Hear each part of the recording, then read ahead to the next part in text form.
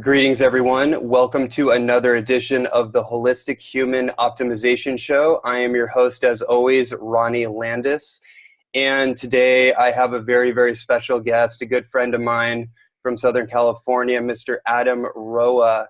And this feels like a very, very special episode. And I definitely feel like all my episodes are special. Everyone has its own flavor, its own theme, its own exploration. And I got to just be really honest about how I'm feeling in this moment, because there's this surge of, there's this opening in my heart space right now as we're starting, interestingly enough, around this conversation that we're going to dive into.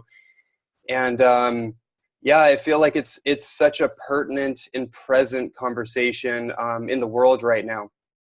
And it's an experience that I'm almost astonished by, in the reflections that I'm seeing, the mirrors that I'm seeing around the dynamics in whether it be relationships, relationships, masculine, feminine, renegotiations, as you mentioned before we started recording, and many other dynamics of transformation. We truly are going through transformation, you know, in all ways, all areas of our life. And one of the areas that's showing up most profoundly is in our relationships. And I think that's ultimately the relationship we have with ourselves, and how that's mirrored in different forms of relationships. So, you know, really, like I said before we started this, Adam, by the way, for everyone listening, me and Adam did a great podcast a little while back, which you guys can all check out. I think it's episode 104, 103, something like that. This will be almost episode 160. So a lot has happened between then. I'm looking up right now too to find when you were on mine. Deep dive number 30. Mm. Deep dive number 30 is with you. So this is our third go around together on the podcast format. Yeah, totally. And what a great format, by the way, to be able to share these conversations. You and me have had some great conversations in private, and I think it's really amazing that we both have podcasts to be able to encapsulate these incredible, and the things that come through are always just more profound than ever, because I think there's a connection to the people that are going to be listening, even though we may not know who those people are in the moment. And so I just feel the power of this. So with that said, Adam, I'd like to just hand it over to you, because I didn't provide any questions. I didn't structure this in any way. I knew that this would be an open dialogue. And one thing I know about you, and why I respect you and admire you so much, is that the way that I see you is you're clearly a man who is 100% committed to his own self-discovery and the mystery, engaging with the mystery of life. And that couldn't be more obvious than the present dynamic, or the present theme in your world, which is very similar to mine. And you just for context, I reached out to you to do this second interview because I was so taken back by a recent podcast that you and your prior partner, Azria, really shared so beautifully and transparently on the decoupling of your 10-year relationship. And so I listened to that twice, and it really, I'm probably listening to it again when the time is right. There was so many jewels, so many nuggets, but ultimately it was the heart and the soul that was reverberating through that conversation that really touched me and so many other people. So with that said, my friend, I want to just hand it off to you to start us out. Well, thank you, brother. You said a number of really kind things in there, and I just want to acknowledge you and thank you for it.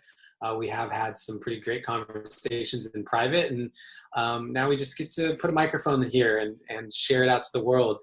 For people who don't know, my name is Adam Roa. I'm a transformational artist, and I am a catalyst for creativity in the transformational personal development, spiritual evolution space. That is what most excites me. And what that looks like tangibly is a number of things: filmmaking, spoken word poetry performances, a music album that I haven't released yet that is finished, and I'm doing like these ceremonial listening, active listening parties around. And what that used to look like more of was your typical coaching influencer modalities, right? One-on-one coaching, small groups, online webinar style stuff.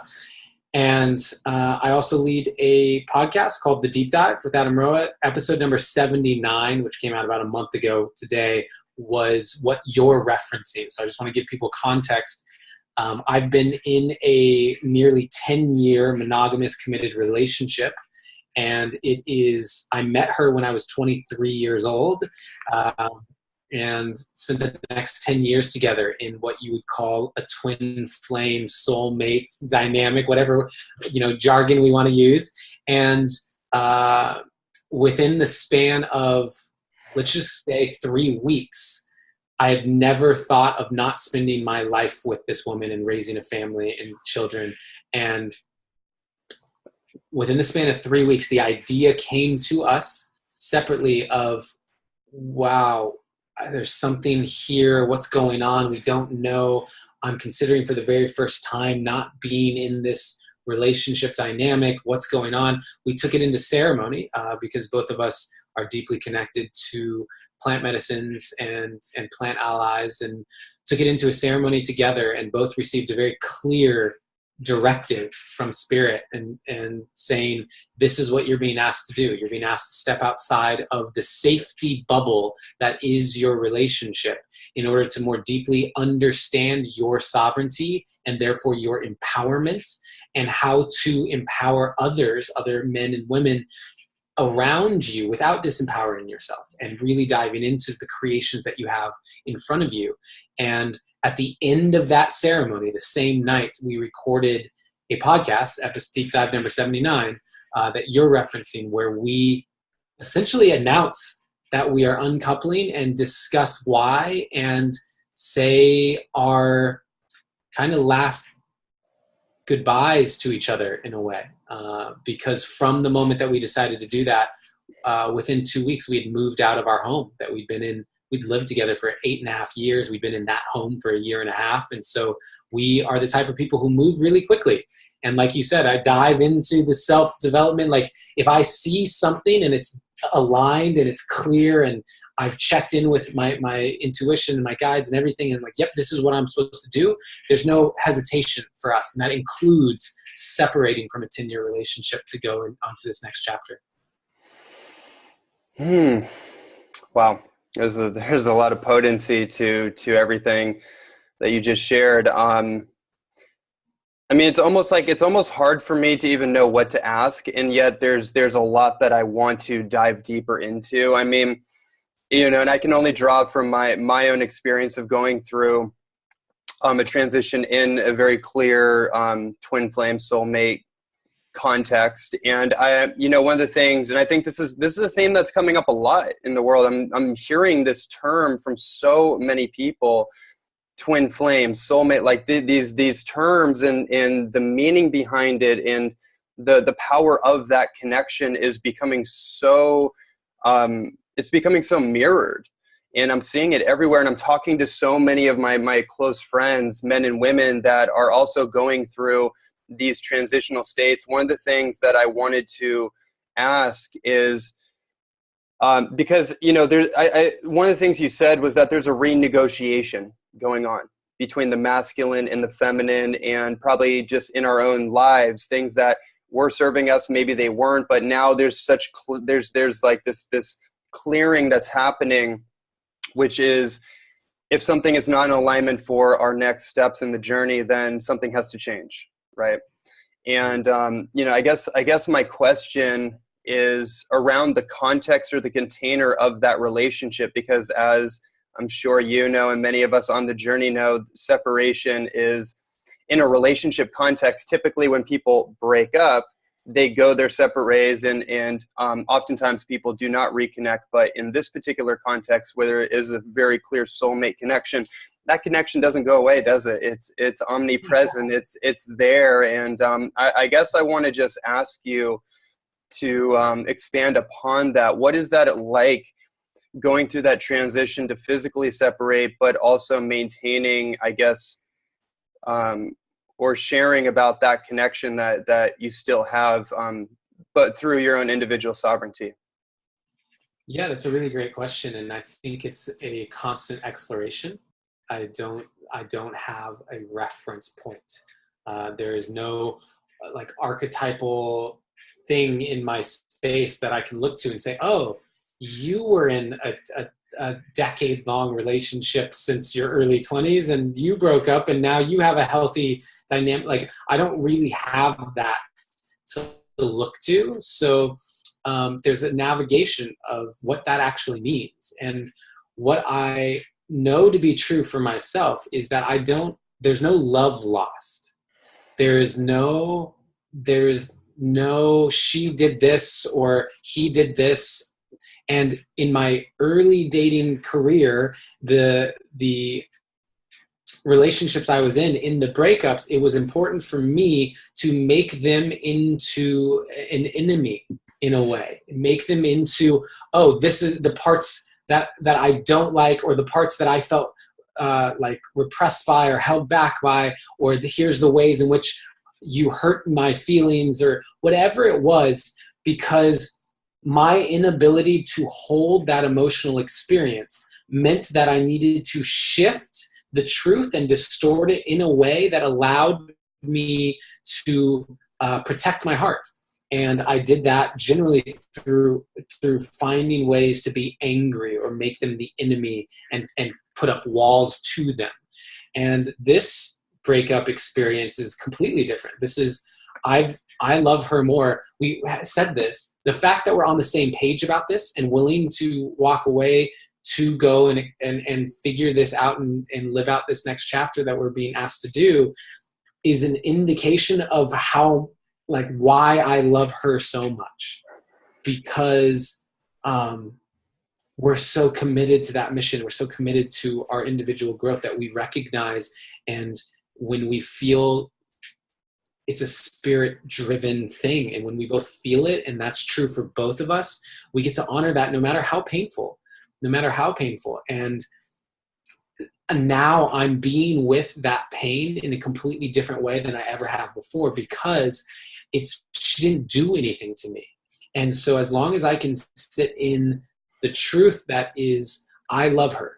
I love her today just as much as I loved her a year ago, just as much as I loved her the day that we broke up. There is no love lost. Maybe there's even more love now. It's just our journeys look different, and that says nothing about the love that's there. Mm.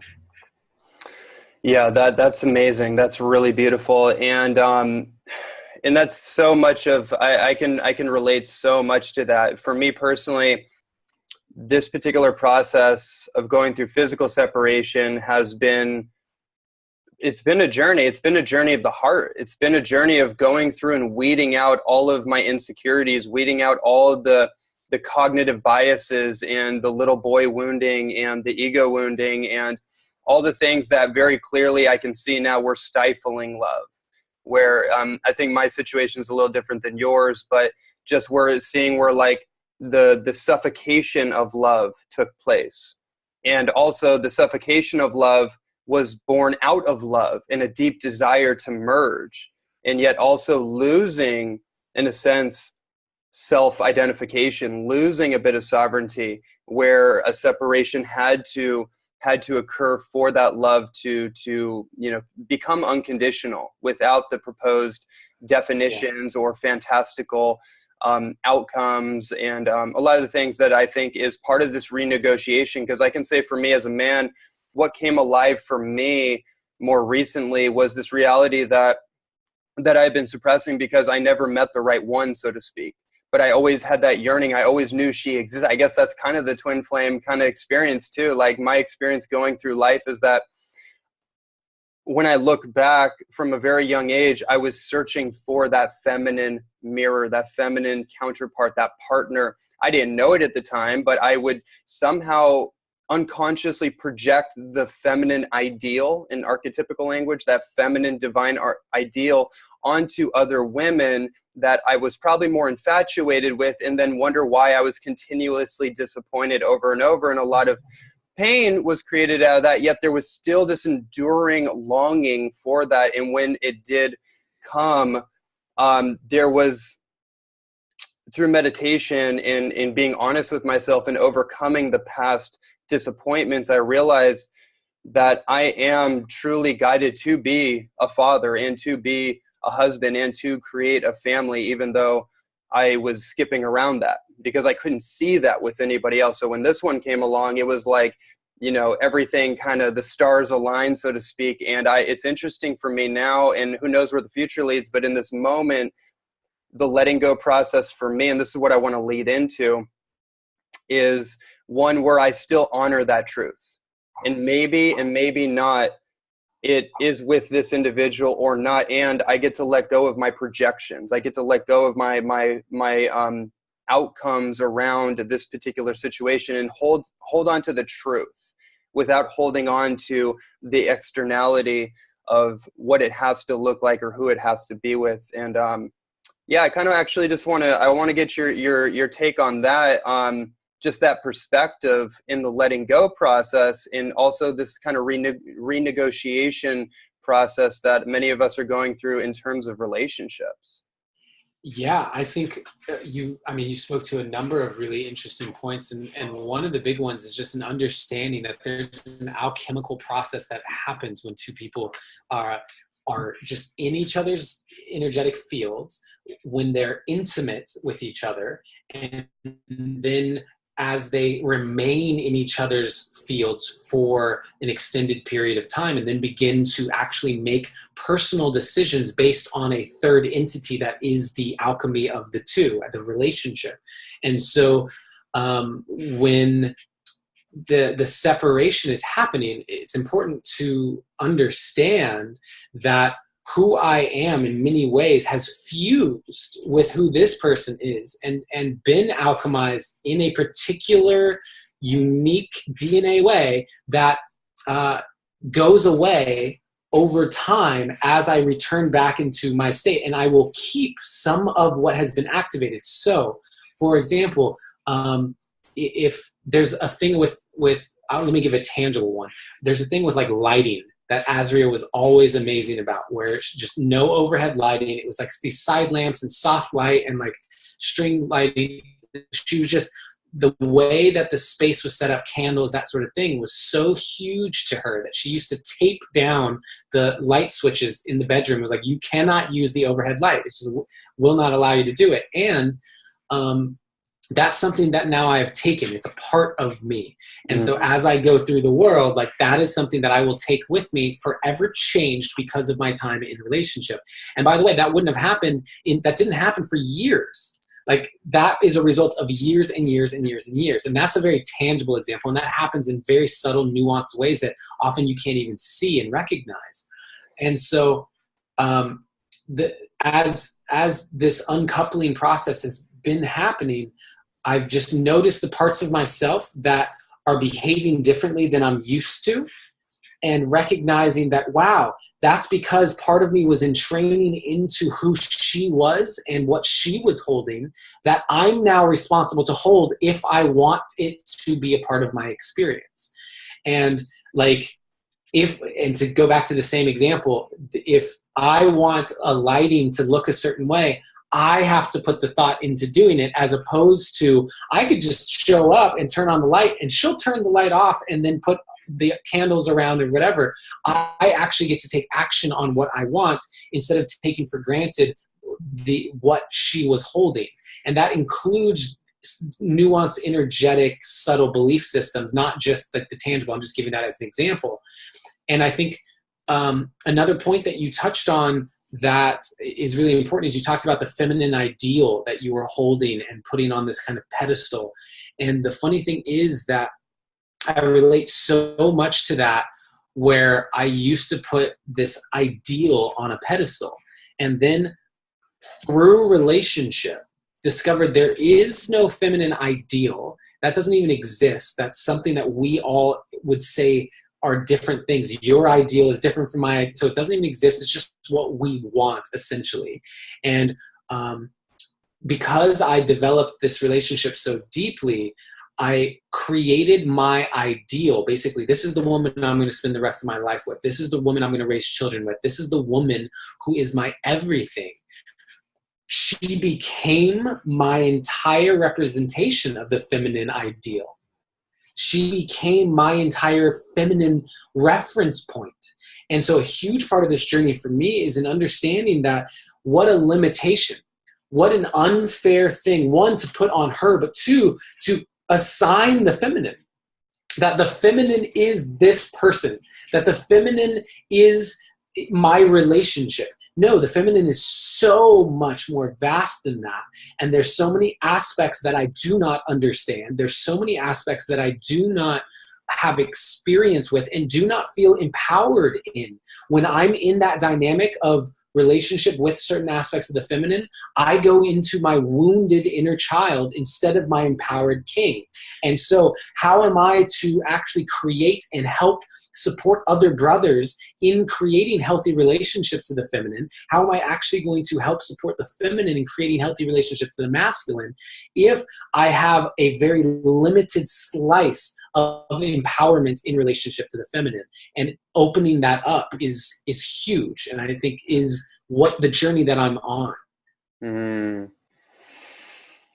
Yeah, it's speaking back on this kind of archetypical nuances that's occurring, like this feminine ideal, masculine ideal, this projection of that ideal onto a person. It's almost like you have to be able to dissolve or dismantle the ideal in order to connect authentically with the person, because as long as the ideal is there, it's almost like it's a mask, and we can't actually fully connect to the authenticity and the totality of that person as long as we have that ideal as that reference point for that person. Or like what you said, even bigger picture is that person representing the totality of the feminine, or vice versa.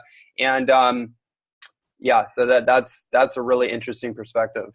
Because so much of what we do on this planet is moving toward pleasure or moving away from fear, right? And so when I have a woman who is both of those things to me, where she is my pleasure, I enjoy being around her, she is my lover, there is so much pleasure in our relationship, and she is the only safe feminine relationship that I've ever had. So in a way, she's my way to run from the fear as well.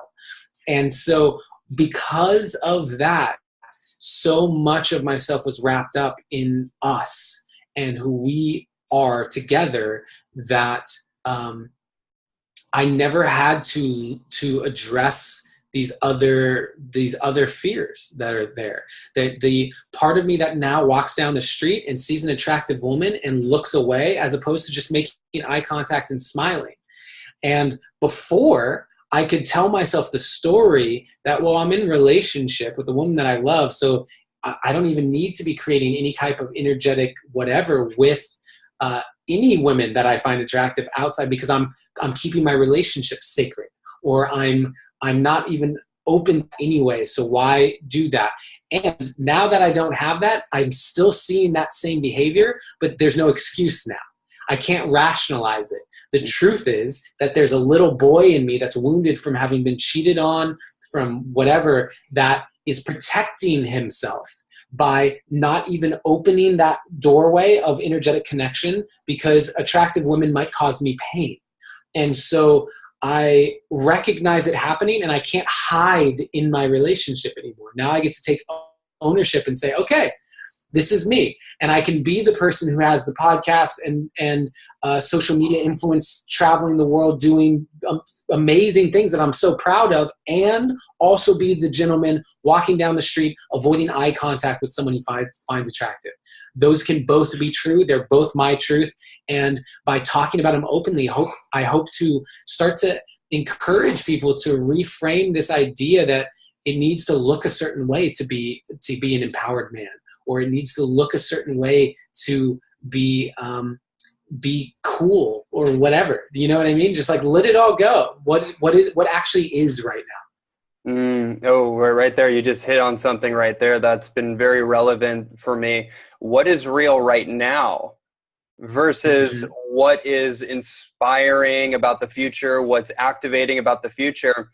And also like getting back to like, well, okay, that's all future timelines. And those are all probabilities or possibilities. And right here and now, what's really relevant right now. And I think for me, that's definitely been a little bit of a slippery slope in this particular context, because it is so fun and exciting to envision and dream weave into the future. When you do have that connection with someone, it's almost like it's unavoidable. It's just like the timelines are merging and all of a sudden everything's activating. It's like dreams and desires and all of that. And there's this soul kind of like, I don't even know what to call it, but you know what I'm saying? It's like, it's just like, it's almost creating itself. And then through this de-entangling process, if you will, and returning back to self, and there is this sense for me that this really came up for me is like, what's real right now? Because the future is the future and it will be real when it is real. But right now is the only thing that's real. And that just really struck a chord with me.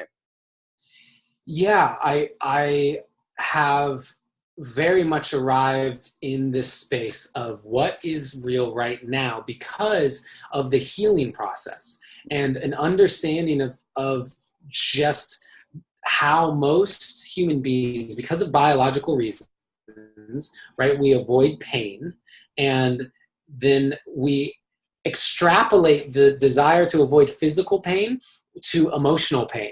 And because for many of us, the physical pain is such a minuscule part of our experience relative to our ancestors when we developed this biological avoid pain. And now a lot of the pain that people experience is actually on the emotional level. And without the tools on how to be with that, there becomes this natural tendency to just avoid it.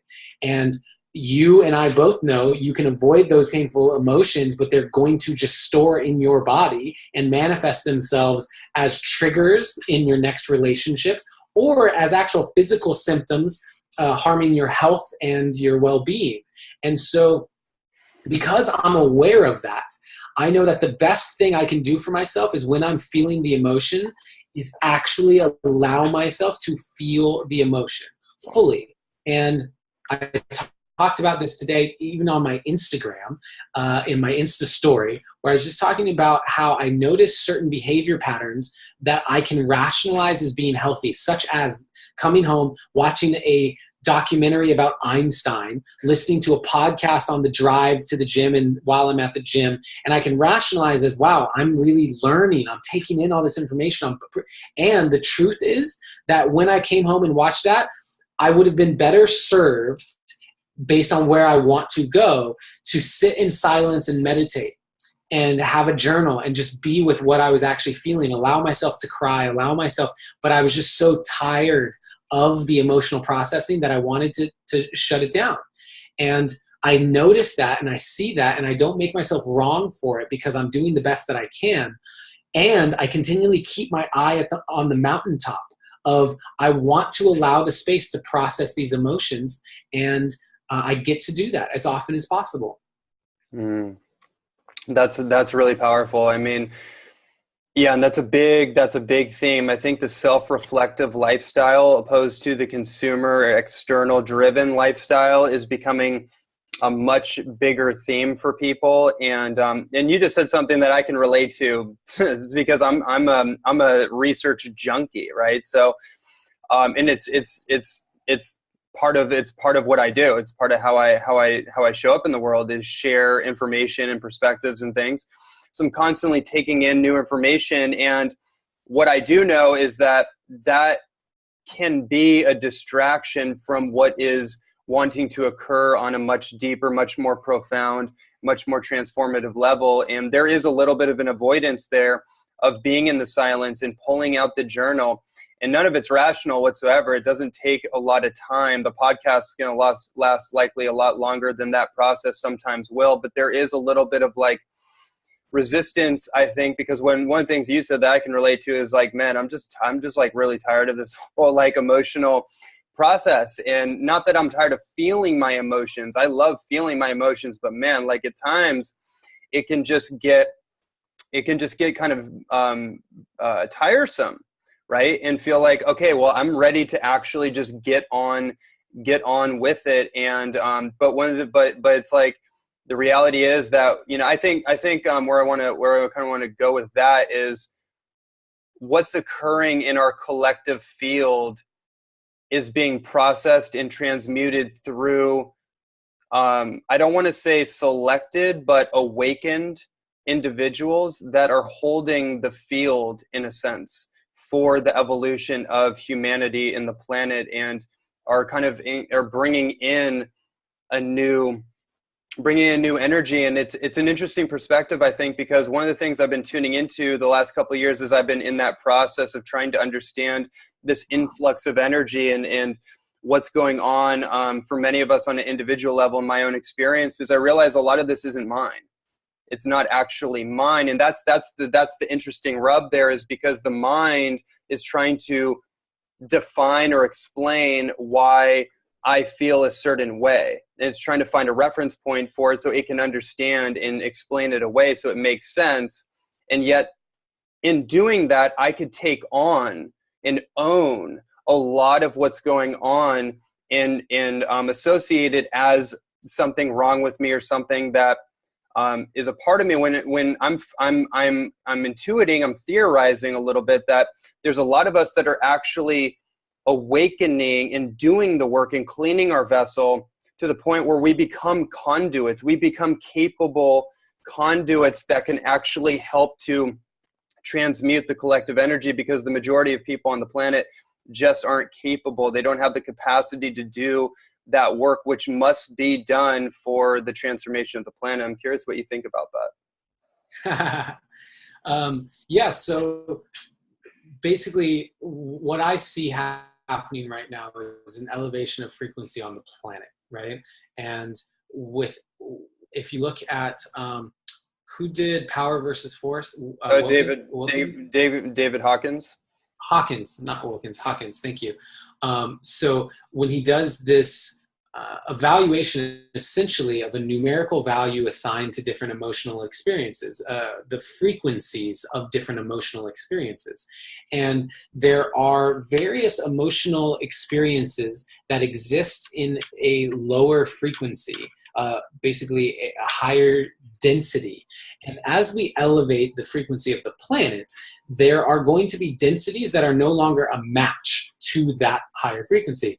So in order for the planet to evolve, all of those lower density vibrations get to pass through Brita filters that transmute the density into a higher vibe state of being.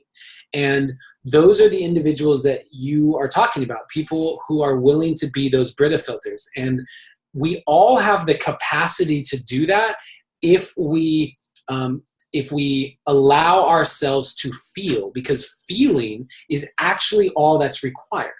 And the amount that we're able to feel is in direct correlation to the work that we've done, the safety that we feel, like for myself, I was raised feeling like emotions were not safe to express. So I shut them all down.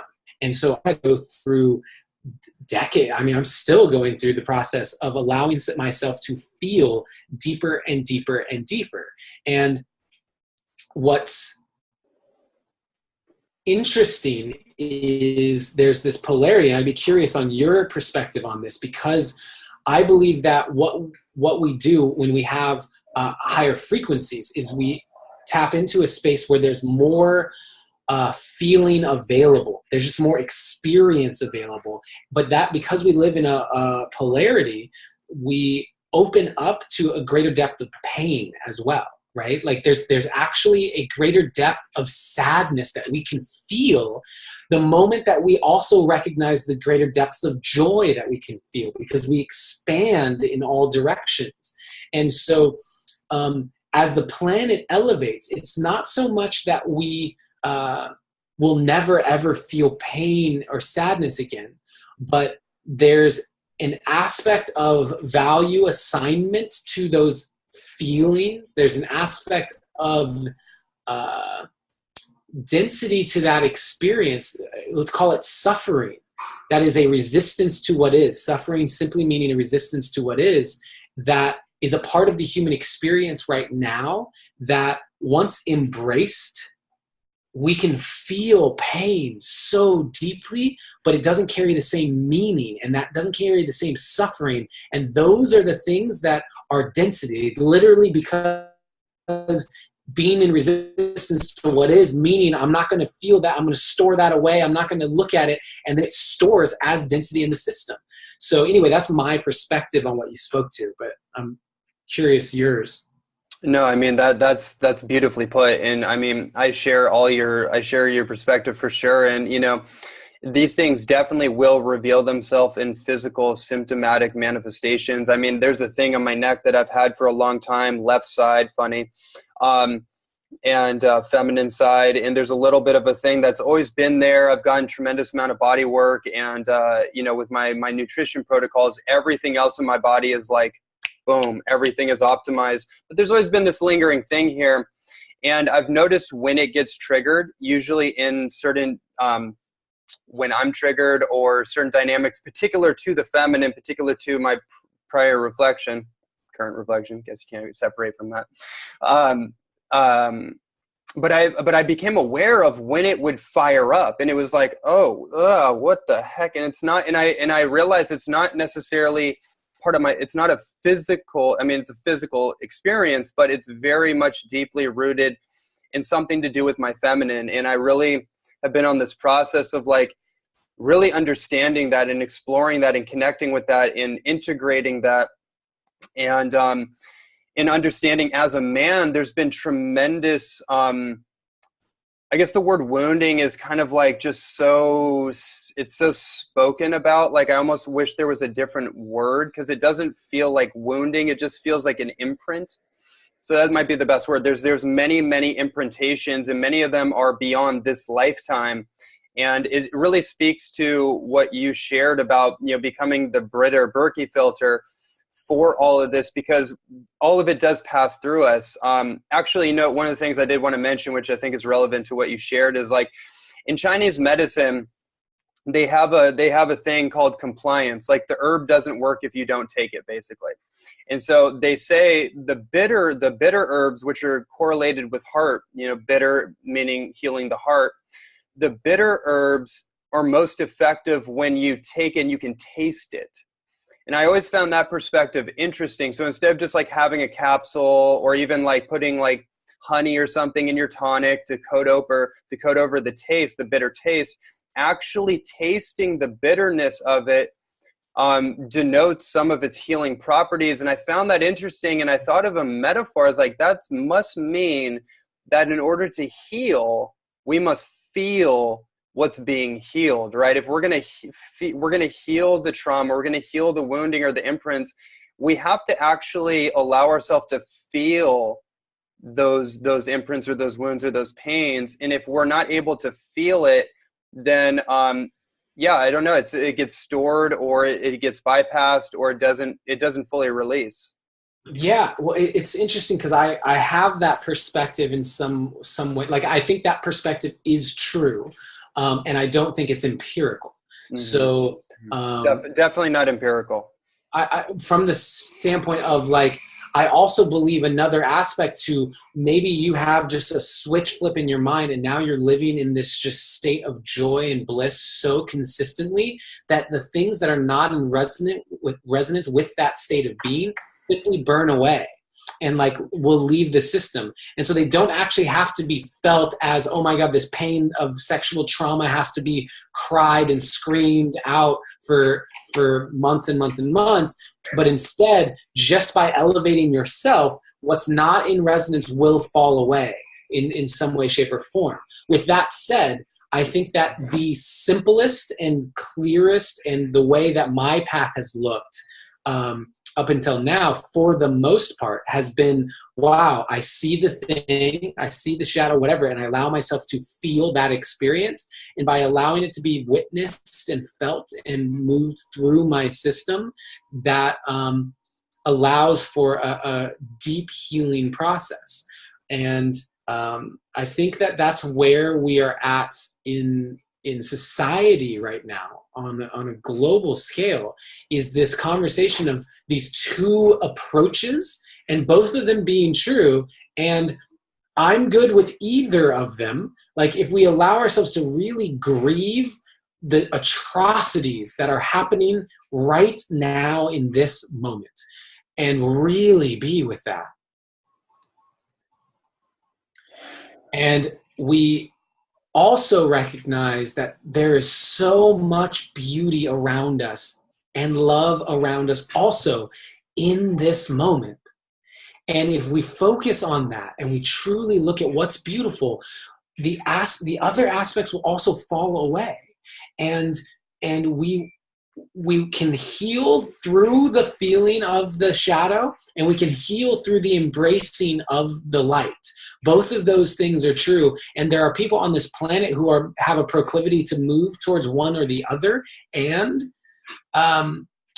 they're both true, and I think that they both get to be respected and honored, and there's a time and place for both of those things. And I say that because I'm moving from one to the next.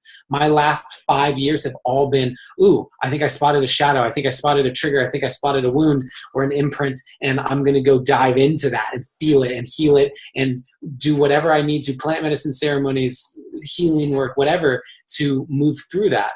And now I feel like I've done so much of that I'm ready to actually shift my lens into art and beauty and love and see the world through that lens and allow that to burn away some of the remnants of the old wounded parts of me that may still be there. That is so beautifully put, and I could not agree with you anymore. That's a very much an alchemical and an evolutionary perspective. And it's like but one of the things I notice is like, we can't skip steps. Like if we're climbing a ladder, we have to climb every rung of the ladder. Maybe you can hop one, but you have to be able to do that. That means that you would have had to develop yourself at some point to be able to quantum leap, right? So it's like, it's no matter how you dice it, there is a process, and we have to go through the process and the developmental stages in order to get to a place where it's like we even have the awareness, we even have the insight that what you're talking about even exists, that I can shift now because I've had the experience of going through the pain. I can empathize with other people. If we're a healer or a coach or something, it's important that we have gone through our own experience so we can empathetically connect to somebody else's experience and hold that space.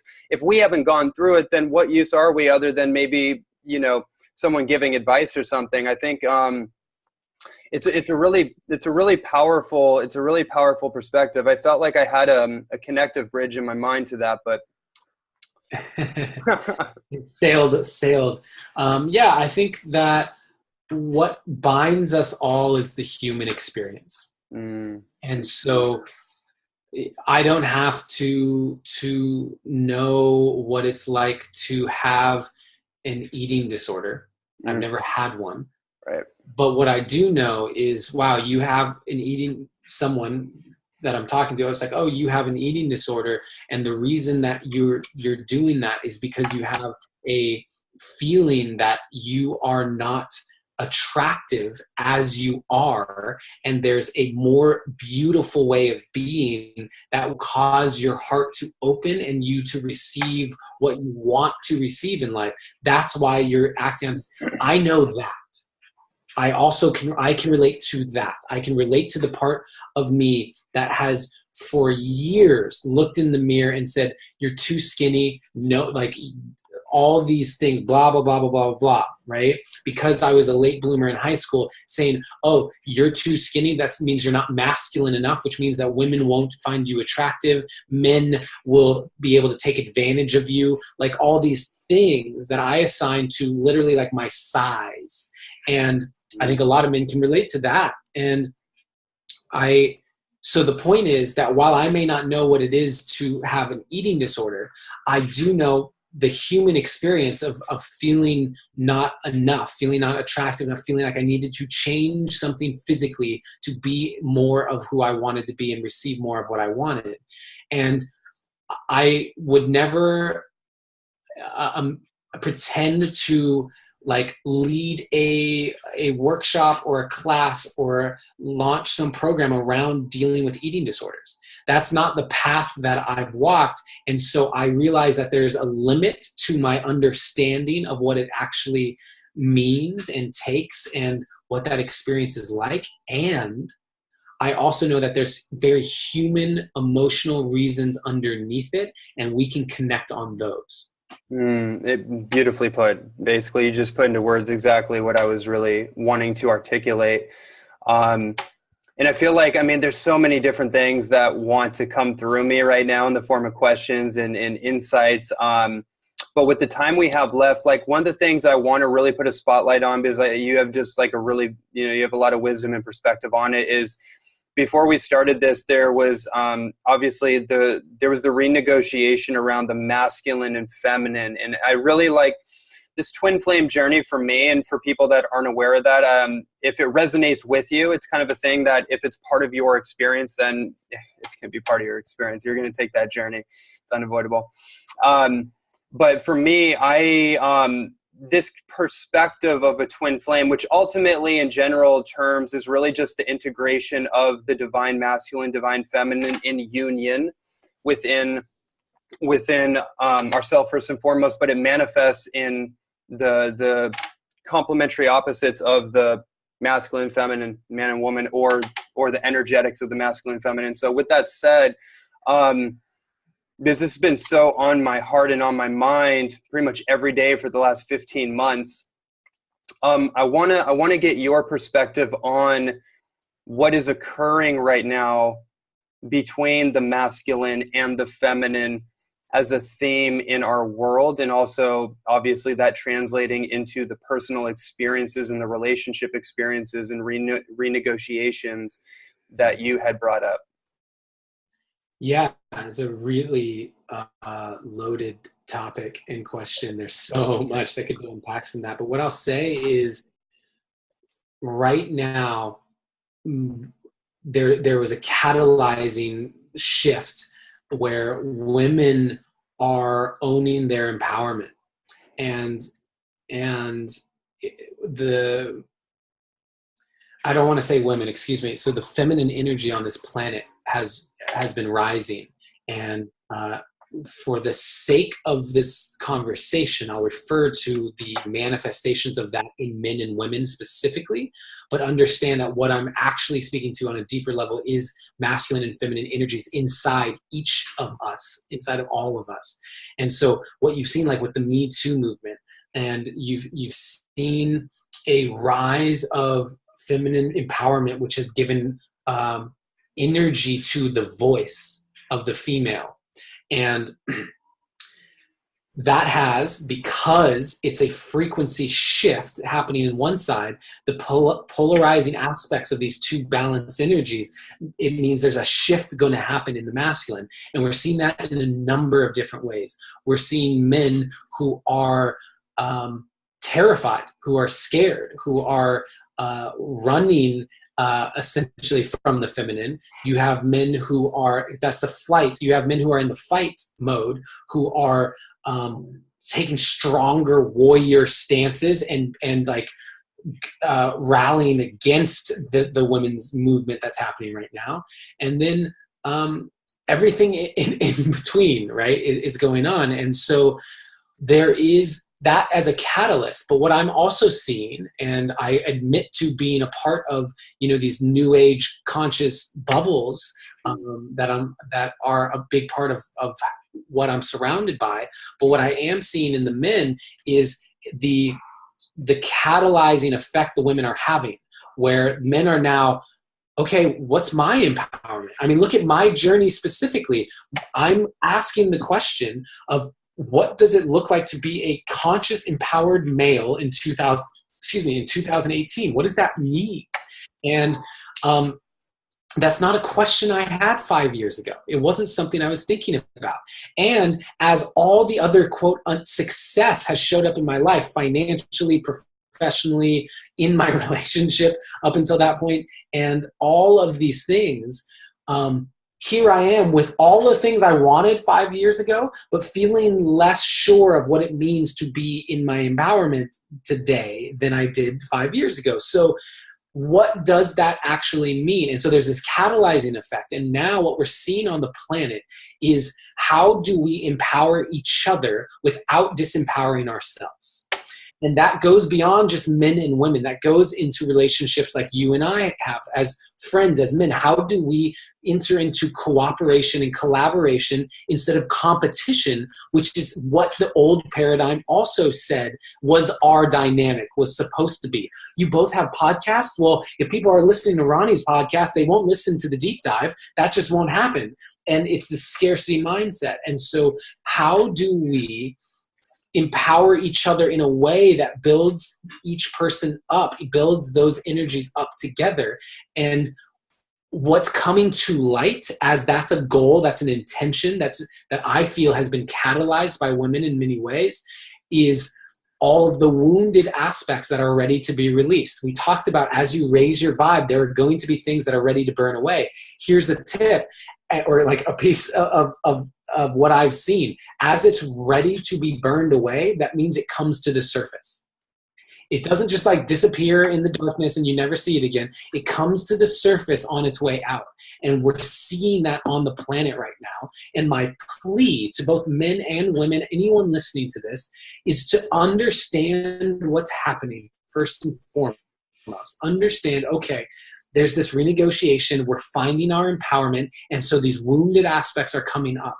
And to be incredibly diligent on spotting the wounding, because so much of the empowerment gets, so much of the wounding can be wrapped in the container of, this is me in my power. This is what women's empowerment or men's empowerment looks like, when in reality, that's just putting lipstick on a pig of the wounding that's still present.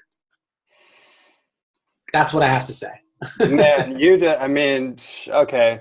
I mean, right there, what you just said opened up such a truth. And this plays out in men and women. And we're not going to go deep into all that, into everywhere my mind wants to go, because this conversation has come up. I realized at one point I had an experience about 1.5 years ago where I was appointed as the masculine kind of pillar for a retreat experience, and coincidentally, it was all women that showed up, and the energy that had occurred through that dynamic was actually a breakdown effect of me as that masculine pillar, and I became kind of like a proxy for all of that wounding. And it took me 1 year to actually look back and realize the deeper dynamics of what took place. And that was my first conscious, aware experience through reflection of realizing what you just said, that wounding showing up as, I'm speaking my truth. And I've seen it in relationship. I mean, that's where it's just been played out full on, every archetype imaginable playing itself out. And it would trigger me and drive me absolutely insane, because something deep within was being hit so hard. My whole nervous system would just I would lose grip of my whole sensory system, and just either run out the door, or just the worst side of me would come out, and those shadows would bump up against each other in this guise of, well, I'm speaking my truth, or you're not hearing me, I'm speaking blah, blah, blah. Those whole things that come up in the guise of well, this is empowerment. I'm empowering myself. In a sense, it's true. In a sense, there is these stages of energy of sometimes anger is sometimes a better energy than passivity or depression or sorrow, right? There's an escalation, but then if we get stuck in that, then that becomes disharmonious. And so anyways, those are just some little collage of thoughts that came to my mind as you shared that. Yeah. And there's that old adage, right? Emotion is energy in motion, right? So anytime that it's in motion, it's moving, it's doing what energy does, as opposed to just holding on and avoiding and stopping and stagnating. It's allowing ourselves to feel, and to feel in a way that doesn't cause harm to other people or the planet, and just allow ourselves to be in our conversation and our exploration of what it means to really own our empowerment as a society, as human beings. What does that mean? And in order to actually be open to receiving what that is, we get to let go of the idea that we already know. Mm. Mm. Mm. Yeah. Wow. That's it right there. Opening up to the mystery and the humility that I only know what I know, and most of what I know doesn't even exist anymore because I'm in this present moment, and I've had to let go and burn away of all that. And so as a final question for you, Adam, I want to hear from you. What does it mean in your awareness at this moment to be a fully conscious, aware human being in 2018, 2019, and beyond? Well, the truth is, I don't know. I don't know. That's very much the journey that I'm on. That's why I'm creating this content around like this breakup. Part of me wants to run and hide and go, so wherever in the world, maybe Kauai, Maui, wherever, and just like hole up and just like lick my wounds a little bit. But there's so much value in saying, I don't know, I'm going to explore. And so I'm turning the camera on it and creating tons of content around this that I'll be sharing over the coming weeks.